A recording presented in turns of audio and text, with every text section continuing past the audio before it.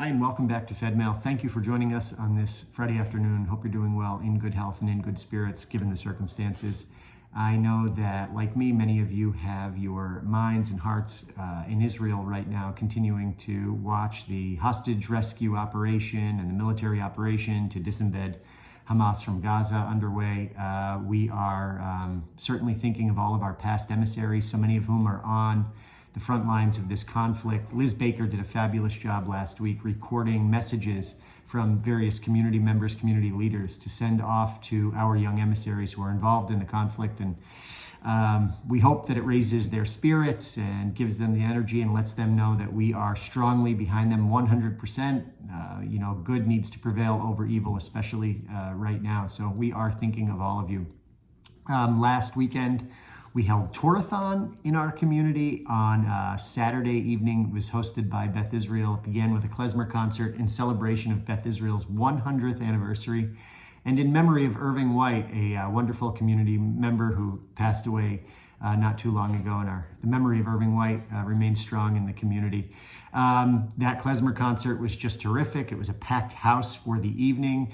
We thank all of the wonderful presenters who put on all sorts of great content, from Broadway to Nigunim, talking about the various Hasidic songs. I hope you had a great time at Torathon. Again, just to see the room so filled, capacity crowd. The volunteers took part in the security for the night. You guys were great too, thank you. And WPD played obviously a big role in that, and that was just terrific. Also this week, I'm sorry to report, and many of you obviously have already found out about it, there were anti-Israel messages scrawled on the side of a Starbucks in downtown Worcester.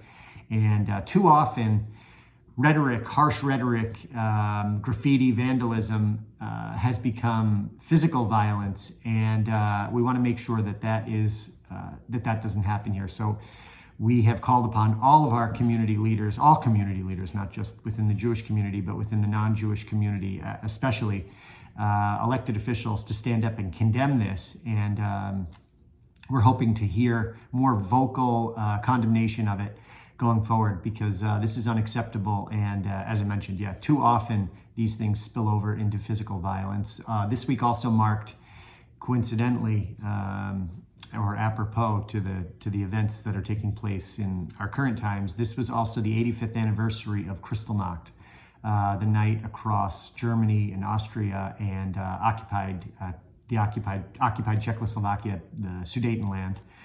When tens of thousands of synagogues were burnt and vandalized, Jewish businesses were destroyed and vandalized.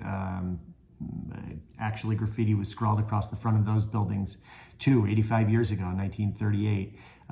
Jewish leaders were taken away to concentration camps, beaten, tortured, and it was the physical manifestation of Nazi anti-Semitism. So it's certainly a poignant anniversary coming, not only just on the 1 month, basically on the 1 month anniversary of the horrific attacks in Israel on October 7th, but also at a time when in our own community there was anti-Israel graffiti scrawled on the side of a building. And I would also say it's anti-Semitic graffiti. It accused Israel of committing genocide, and that sort of rhetoric and accusation leads far too many people to think then that violence against Israelis, violence against Jews is justified. And that's why that needs to stop and needs to be condemned, to go back to that. I want to thank local law enforcement again for being very supportive and receptive through these challenging times. Last night wasn't part of the Jewish community, but there was a wonderful veterans dinner held at Polar Park, just before, obviously, Veterans Day is taking place on the 11th, November 11th. And so they honored the veterans, and I was asked to give opening remarks, which I took as a great honor. So I talked about what happened in Israel. I mentioned Kristallnacht, and I talked about the importance of working to build a world of peace, and how I hope that our military is only a vanguard for good and justice and liberty around the world. This weekend, a lot going on. First of all, there is a wonderful craft vendor fair taking place at the JCC on Sunday morning. Mindy Hall, our outreach director, has put this together, worked hard. There will be some terrific vendors on site You can buy your Hanukkah gifts there. It begins in the early morning, 9 a.m. And then also following that, there is an awesome history lecture taking place under the auspices of the Jewish Historical Society of Central Mass, being hosted by Share Torah.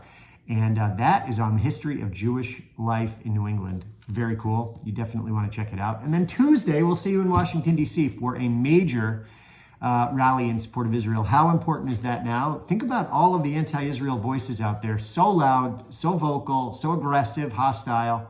And here we are marching, hoping that everyone down in D.C., the decision makers, understand how important it is to continue to support Israel. And with that in mind, make sure you reach out to our elected officials. Let them know how you feel, because I think too often we haven't been vocal enough, and the other side is extremely loud, and we shouldn't take it for granted that anyone will support us. If anything has become apparent over the last month, we don't take things for granted anymore, ever again.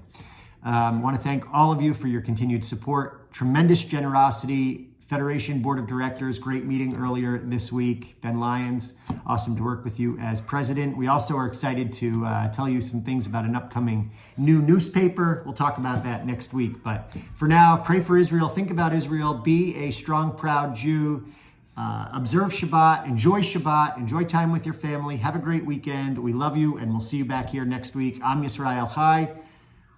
Shabbat Shalom.